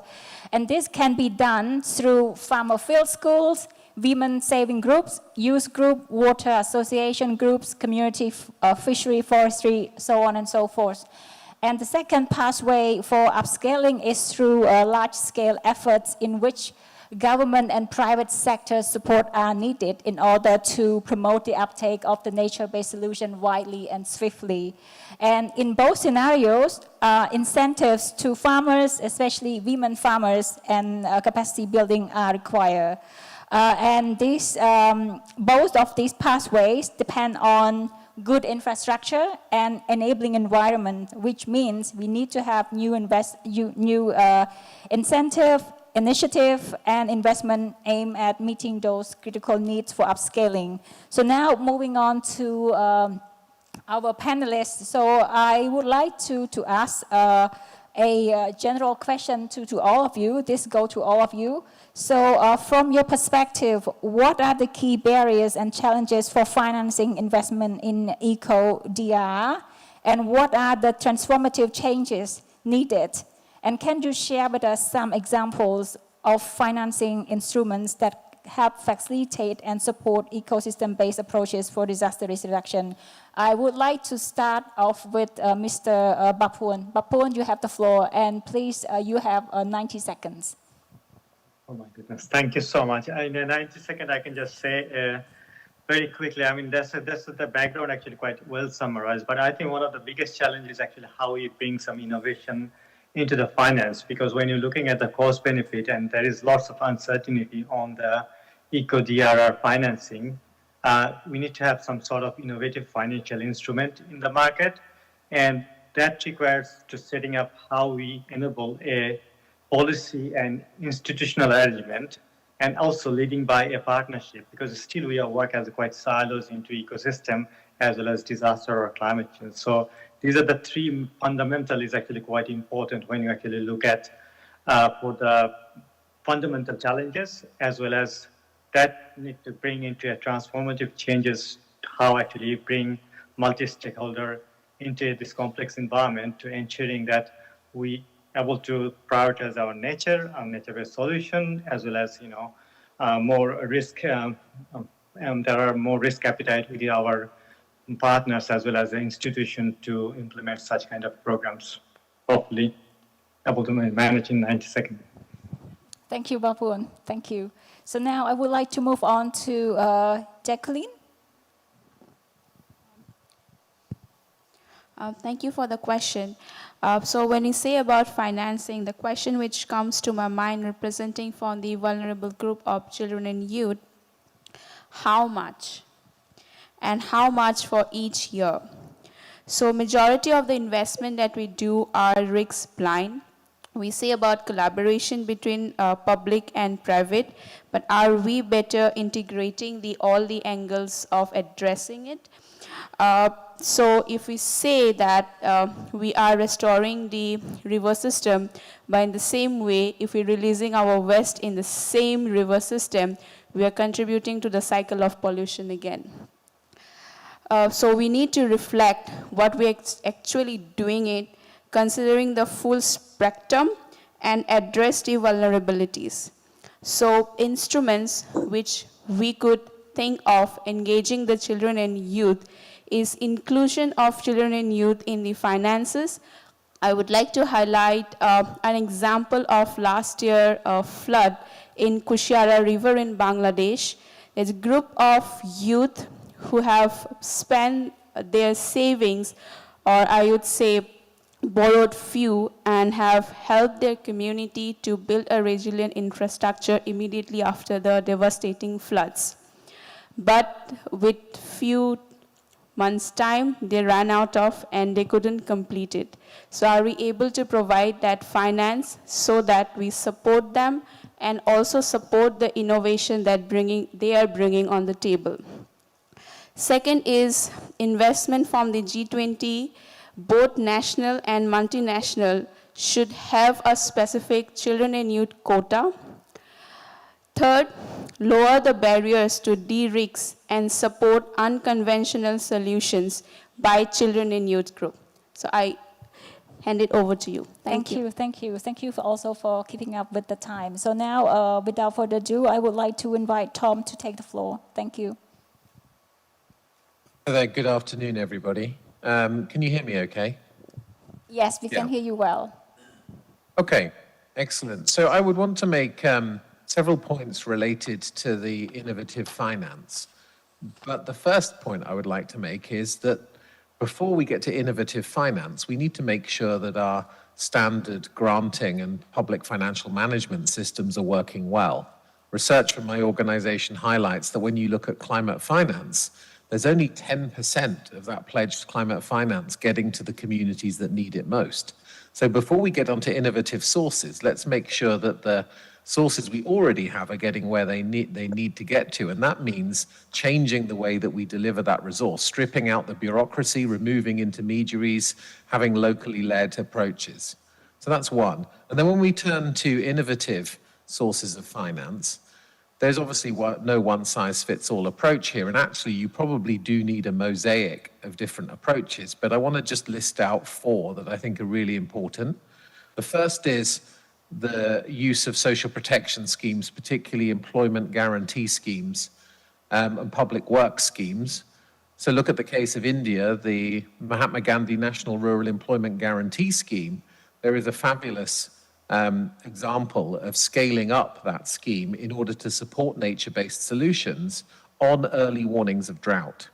That's already been tried and tested in some states, that it's being scaled up, and that gives the opportunity to have both DRR and ecosystem restoration through the scale that there is of the scheme in India. So that's one. Second, debt swaps. I know that there has been several debt for nature and debt for DRR swaps that have started to be explored. So Cabo Verde being one, work, for example, in Ecuador that's just been shared in the Seychelles and so on. It's not for everybody, but it can release significant resources into support. Third, biocredits. There's been a lot of discussion through the CBD and the Global Biodiversity Framework of the use of biocredits. And so if you're actually restoring nature. You can sell those credits on the markets and raise resources for it. And the last I would raise is the need for a much more integrated, holistic approach to entrepreneurship. We know that there are young people in particular around the world desperate to act on climate change, but at the same time build a business and grow jobs at the same time. And that provides investable assets. And the area of nature tech and ecosystem-based restoration is one where there is considerable amounts of interest. And if you match that with now the fast emerging investment, private investment vehicles looking for resilience-related impact investment, then you've got an opportunity to really shift things. But in reality, we're likely to need a combination of these mechanisms and a joined-up systemic approach. Thanks. Thank you, Tom. In the interest of time, I would like now to address the question to Jennifer, who is next to me in the room. Thanks so much for the question. So I'm going to talk a bit about the challenges as it relates to disaster risk financing and the type of financing instruments that could be developed to help protect ecosystems and rehabilitate ecosystems after climate risk and natural hazards strike a community.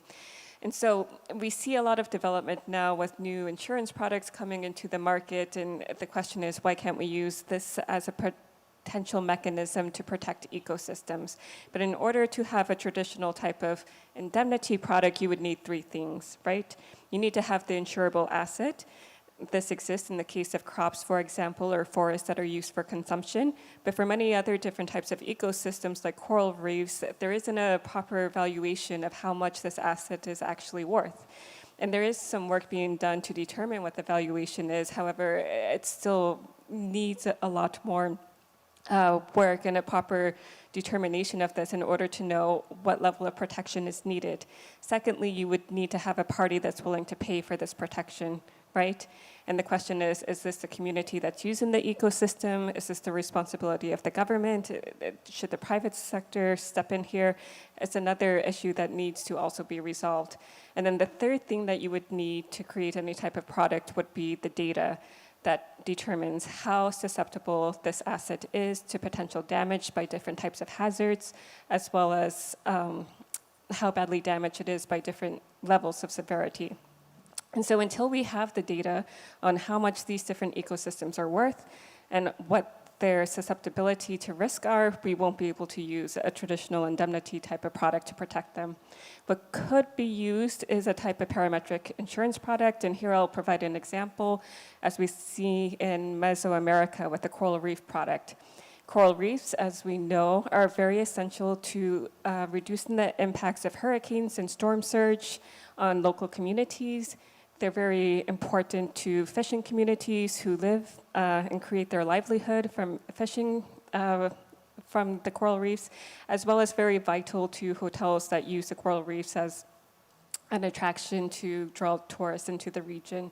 And so here what we saw is that the government came together with the private sector, working with different organizations like the Nature Conservatory to determine what the value of this coral reef is, and then determining a fee for hotels along the coast to pay so that they could create a type of parametric product that would pay out after extreme weather events, including hurricanes. And the purpose of this payout then goes to help rehabilitate the coral reefs after the event so that they do not stay damaged, but rather can start self-recovering very quickly so that you're not losing the tourism market, so that you're not losing the risk reduction that the coral reef prevents through reducing storm surge and through protecting the farming communities. Thank you, Jennifer. So now I would like to ask the same question to Dora, who is connecting online. Dora, you have the floor. Thank you. Can you confirm you can hear me? Yes, very well. Excellent. Thank you so much for this brilliant opportunity. Representing the Climate Investment Funds, this 11 billion multilateral climate financing established in 2008, primarily to help low and middle income countries advance low carbon and climate resilient development pathways. Very, very happy to have heard from the first panel who spoke eloquently on the challenges that are driving the need for nature-based solutions. I'm happy to say that from the Climate Investment Fund side, building on our what we call our sustainable forest management programs and our pilot program for climate resilience, in 2022, we were very, very privileged to launch what we call the Nature, People, and Climate program, designed again here to harness the human capacity to be able to enhance landscape-based solutions, building on traditional knowledge and technology approaches and conventional solutions for more reliable and sustainable solutions. One point that is being made quite clear around the table and around the, should I say the virtual table, is the need for scalable, flexible, reliable, and socially inclusive evidence-based solutions. And happy, of course, that for the SIF, what we call the Climate Investment Funds, we hone in on ensuring continued collection of evidence to support the scaling up of interventions on the ground. It's also critical to note that Joseph, who was here, has been part of this effort to collate the lessons and experiences on traditional knowledge and technologies globally to help prevent the evidence to support uptake of these tested technologies in nature-based solutions and in the overall climate resilient development pathways. Let me quickly add that clearly from the panel that was established earlier and from what we are seeing right now, that element of inclusivity, bringing the voices of government, bringing the voices of development partners, bringing the voices of think tanks, civil society, and indigenous peoples and local communities is extremely essential to ensuring that we are not only towing traditional knowledge technology pathways, but we are combining the conventional and then the traditional approaches in much more sustainable interventions. The SIF noticing the value add of indigenous peoples and local communities has a dedicated program, what we call the dedicated grant mechanism. This program provides resources to local communities to help deploy their tested solutions in pushing sustainable forest management and overall landscape restoration. It's also important to note the role of the private sector in this conversation, because here we've heard quite a number of examples, and happy to also say that within the climate resilience agenda, the SIF also enhances the provision of private set-aside funding. I would like to also conclude by enhancing on the role of the youth, and very happy to have been partnering consistently with the UNMGCY, with the G20 youth group, and with a broader set of youth leaders to harness their knowledge, their skills, the creativity that they bring to the table. Within the SIF, we've developed what we call a youth engagement strategy that identifies avenues, pushing the spaces for innovation and creation in entrepreneurism, enhancing communication and network, and also promoting the space for youth voices to be heard on the higher panel where decisions are made. And if I may resonate what Abraham said earlier, it's important that they be made part of the decisions as opposed to coming in when the decisions have been made and interventions are happening on the ground. I also want to quickly end on this note that again, that element of inclusivity, bringing multilateral development partners, bringing our recipient contributor countries together, enhancing the spaces for non-state actors as in the civil society think tanks to be part of the decision-making in the monitoring, the evaluation, and the reporting on nature-based solutions is extremely important, and happy that the Climate Investment Fund is able to champion these. Thank you again for this opportunity. I'm looking forward to further conversation. So I will follow Kamal's footsteps. I will not aim to summarize the discussion, but take the opportunity to take further questions that we have from the floor. So I have a follow-up question to Bapun. Bapun, what support does the Green Climate Fund provide to enhance loss and damage assessment for disaster risk reduction? Well, that's a critical question you raise. As you know that, first of all, I'd just like to maybe mention that GCF is quite bringing an innovative catalyzing finance into the market, where we spent almost 47 of our finances actually for supporting to the nature. And the reason why actually we are quite instrumental in this particular field is because we have a high risk appetite. And we are also capital agnostic as well as partner agnostic. So we bring multilateral agency around 200, more than 200 partners into the market to come up with those kind of blended financing approach. One of the instruments that, as you're just bringing on the loss and damage, is early warning systems that we are actually supporting throughout the globe with the SG's commitment to early warning for all initiatives. We have put almost $600 million in the market to supporting these early warning systems, which would be actually enabling to provide an anticipatory reaction, understanding the pre-impact assessment loss, and I hope that will lead to understanding more on loss and damage.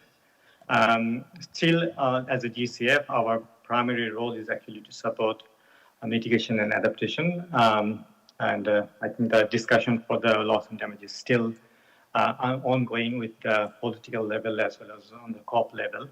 But the early warning system support that we are providing, that actually coming to enhance our countries' understanding of the loss and damage and how to calculate the loss and damage and how that could be provided to better quantify using some database or risk-based information to decision-making processes.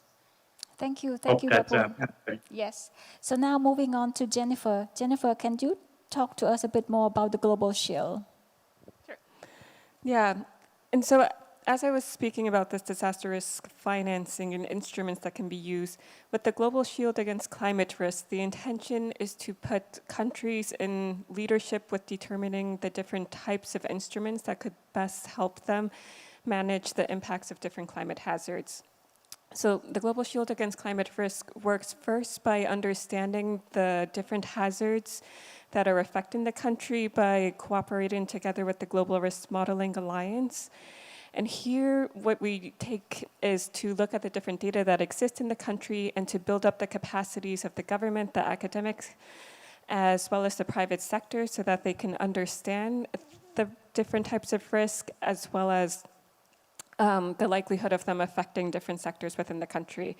And here, an important point to highlight is that in order to better understand how to protect ecosystems, we still need to work on developing this data on how they're affected and what their value to the economy is.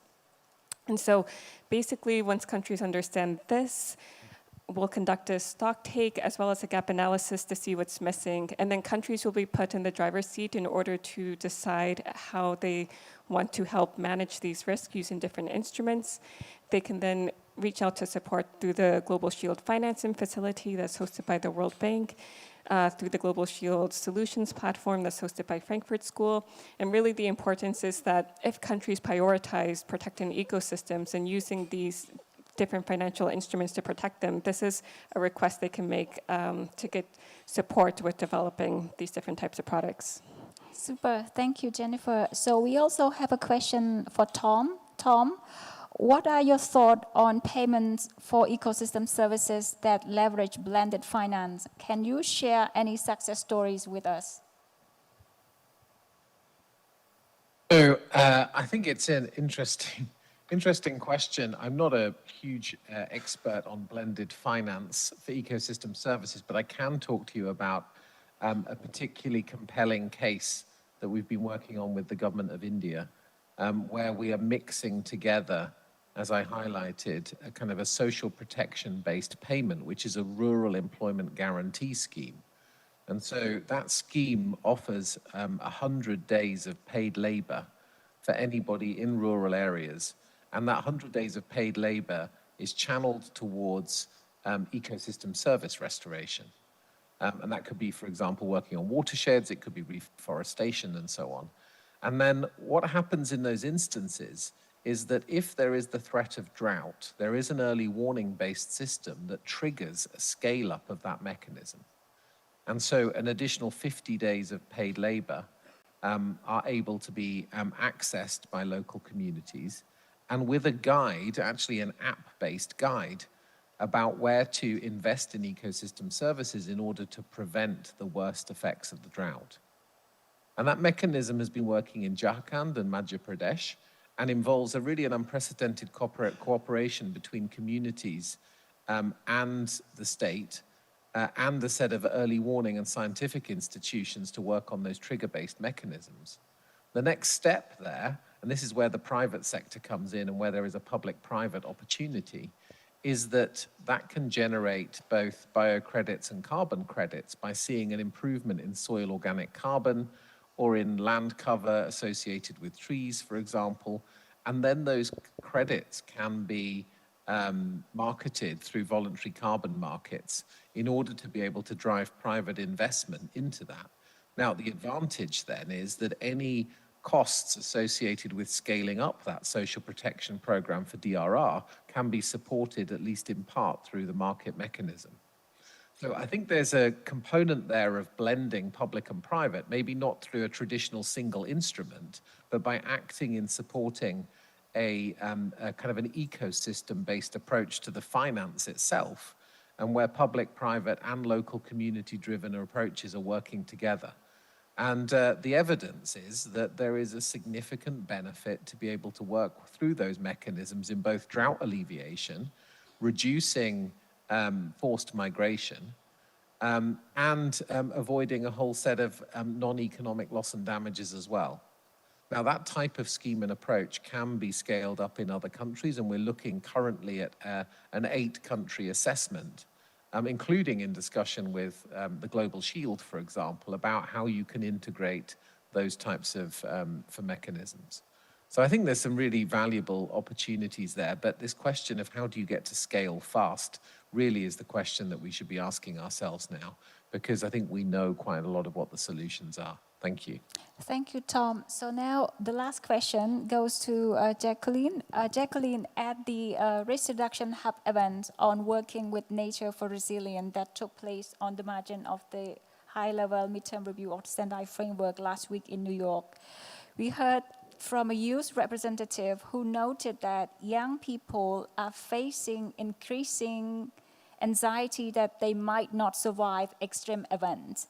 How are young people channeling this anxiety to influence decision makers to increase investment in ecosystem-based disaster risk reduction? Thank you for the question. And I think you rightly point out the recently concluded high-level meeting on Sendai midterm review. And we just here immediately after the high-level meeting. So I would try to reiterate that as also the UNDRR stakeholder engagement mechanism co-chair, I would really appreciate and think that the findings from the MTR report and coming to the G20, it's really important that we integrate the findings and continue to advocate for the second half of the Sendai framework. Then coming up to the youth role and their anxiety about the future. So we work in the 4 areas, which is capacity building, knowledge, action, and strong advocacy for strong engagement of children and youth for their future. It's very important that we engage them at the local level so that the solutions are area specific at the local level. So I would conclude with that one point is that when we say about the local solutions, it also have to consider that those solutions are low cost and accessible so that it could make a positive impact. Thank you. Thank you so much. Abhilash, sorry. Yes, I think in the interest of time, so now I would like to hand the floor back to Abhilash. We have a quick interactive session for the audience. So we'll be using a Mentimeter. So we'd like to hear from all the delegates who are present here, what they think and how they feel about going forward with the eco-based solutions. So I would just join in the dais with my colleagues. So we have 2 questions for you. Also, the code for the Mentimeter and also a QR code is being shared on each table. So I would request kindly scan it, or you can log into the mentimeter.com with the code, and we would have 2 questions. Is the slide up on the screen? Can we have the slides up on the screen, please? Yes. So kindly log into www.mentimeter.com and please enter the code 888-91016.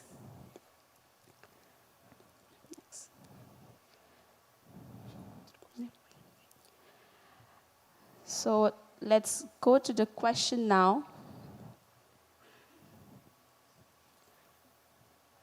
Can we have the question on the screen? By the time it's on the screen, so let me read out the question. What concrete action should G20 countries take to accelerate our transformative pathway to increase financing and better engage stakeholders?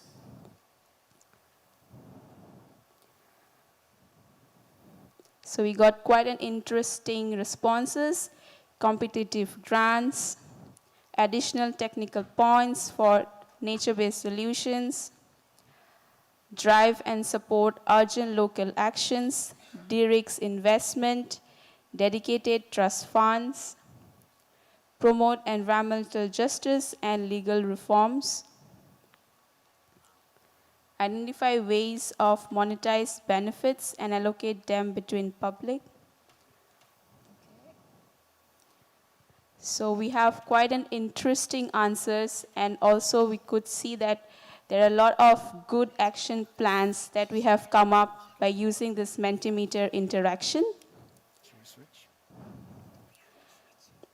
So shall we go to the next question, please? So the next question is, what could be done to ensure engagement of and support of different stakeholder groups, including young people?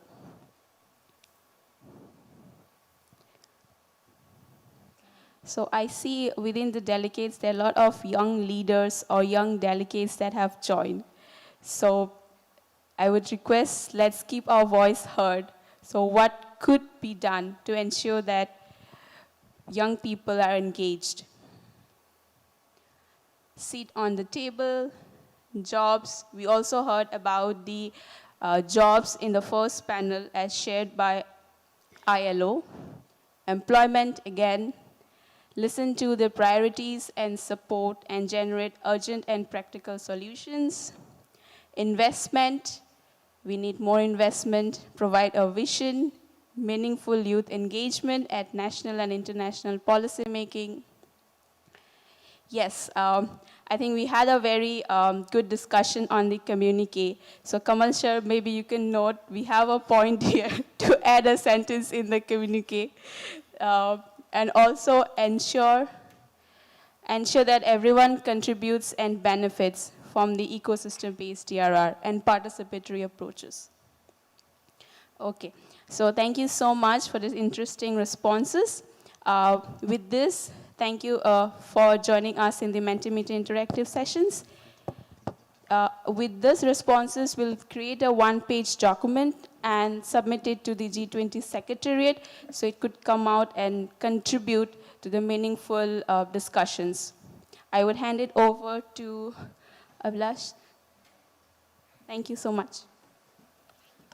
Thank you very much. Thank you, well done. Nice to see you. Thank you very much. We were running deep behind by 45 minutes, but somehow we have managed to catch up, and we are back at 4 o'clock. It's just 4:02. The first two segments, or the previous segments, have already been quite informative in itself. The many takeaways from here, but that's not what I am going to do. I'll invite the last two closing remarks, trying to see if they can do that for me here. As far as we didn't have you in the opening, so I'll start with you first, and then I'll invite Kamal for, because he did mention he has 12 takeaways or so in that nature.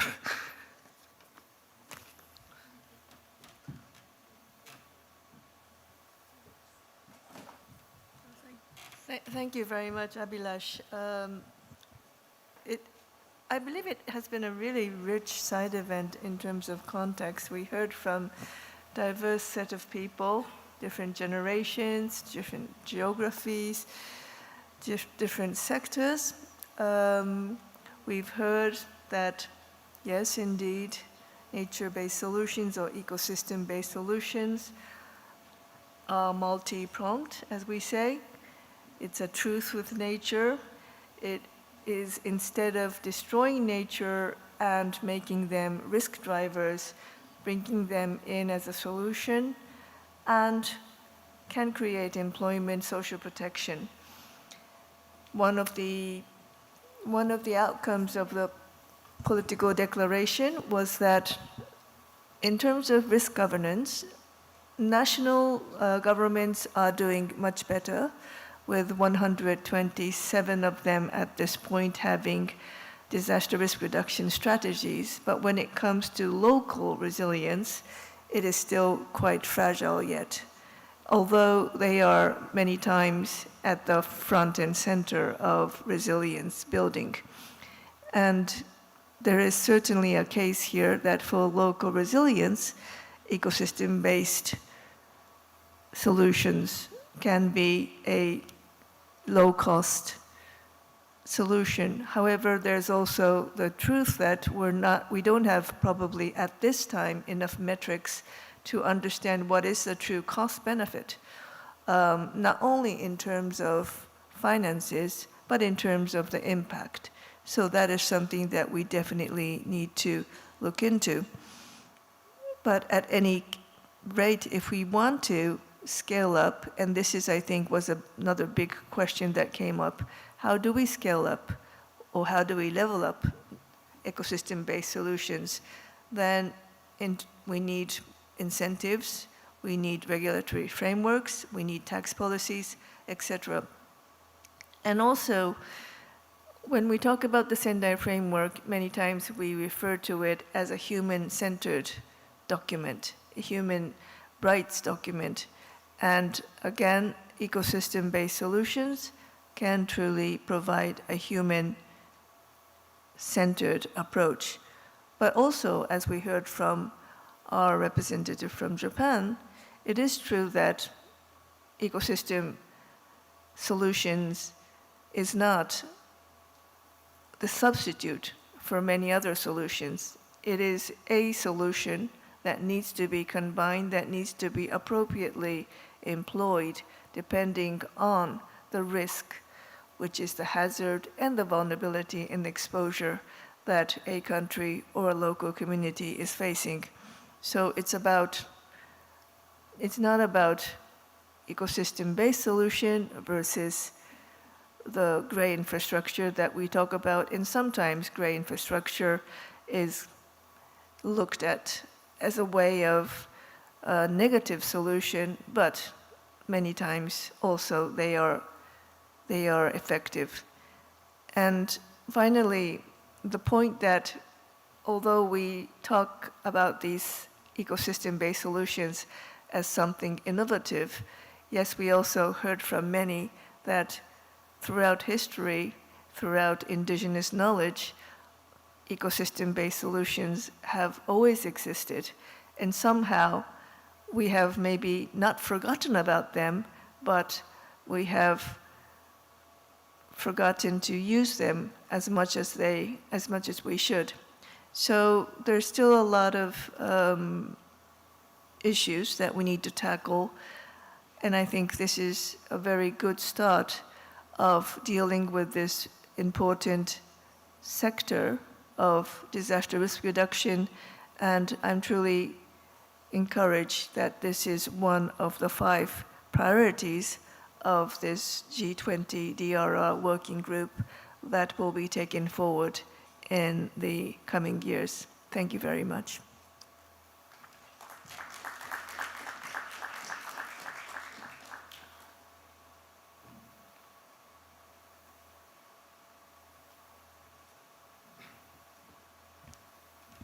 Thank you, SRSG. Chair of the working group, Kamal, can I please invite you for your closing remarks, but also if you could then let us know what happens from here until the next working group meeting. Thank you. Thank you very much, Abhilash. I had a summary, but SRSG provided a summary more eloquent than I could have ever done. There are just a few additional points. I will not repeat anything. One is that there seems to be a lot of momentum in this, but momentum is in the traditional areas of environmental protection, biodiversity. How do we take this to key development sectors? One point which was made early on in the conversation was that we must recognize that there are short-term trade-offs to pursuing ecosystem-based approaches to disaster risk reduction. What came out very clearly from what Tom Mitchell presented earlier, our ILO colleagues presented, was its connection with the world of work. Ecosystem-based approaches to disaster risk reduction should be pursued in a manner that they generate livelihoods and also protect livelihoods in the long term. And finally, there are promising areas of linking it with the world of finance. There are new methods happening. We had the examples of this from the Global Shield and what new products are being developed to do this. So I think this is a very encouraging session. I think it is an old conversation, but it has new energy. I think we should really seize this moment and try to push this area a little bit further. Within the context of the working group, there is an input paper which is coming on the basis of the discussions we've had today and in the run-up to today. So that will be shared with the working group. We will most likely have a reflection of this in the way we draft the communique. You saw the building blocks. So I think with that, this particular side event is closed. Some of you may be disappointed that we are not doing another session in that room. But this is the end of the second working group, disaster risk reduction working group meeting. Between now and July, the choreography is as follows. To repeat, on the building blocks of the communique that was discussed earlier, just before lunch, you have about a week, the members, to send us written comments. Within a month, we will have a draft which we will present which we will share electronically and have virtual discussion.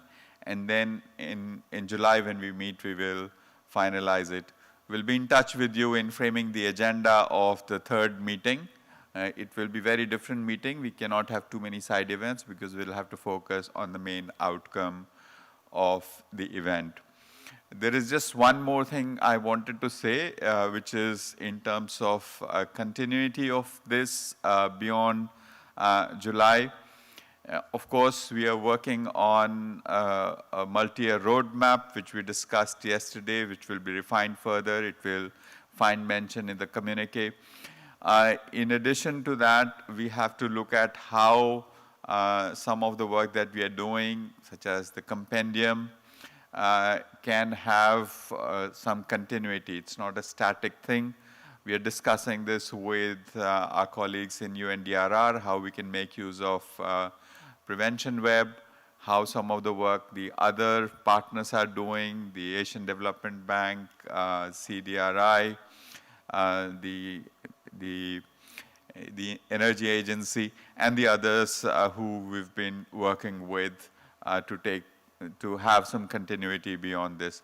So we will have an opportunity to look at some demonstration of what those tools could be like in the third meeting.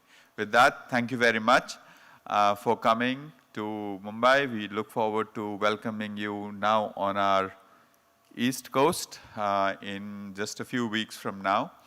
And I think this is also an opportunity to thank, first of all, all of you, for making time, engaging with this conversation. All our knowledge partners, special thanks to the special representative of the Secretary General. Your encouragement, guidance is instrumental in taking this agenda forward. And to, of course, my brilliant team at NDMA, Mrinalini, Colonel KP, I'm sure I'm going to miss many names. So all of you, you know who you are. You work in a manner that I just have to turn up at the meetings and just do my bit, and I know everything is under control. In whose control? Usually I don't know, but it is always under control. So thank you for that, and also special thanks to our partners, especially from the UN Resident Coordinator's Office. Ranjani, I think I especially applaud how you bring together the UN system in support of this work. I used to work for the UN, so I know how it is. So thank you to you, colleagues from CDRI, Alpana for anchoring a number of side events, Amit and his team, and many others. So many resource persons traveled all the way at very short notice to provide support to this effort. So thank you very much, really heartfelt thanks, and look forward to continue to work with you. Thank you, and safe travel back home.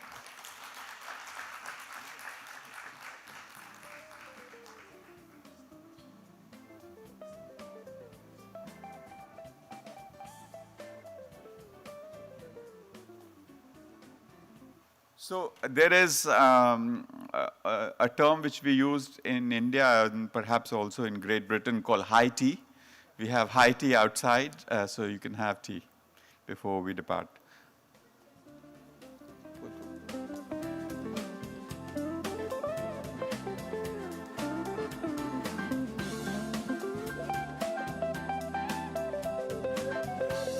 Okay, everyone.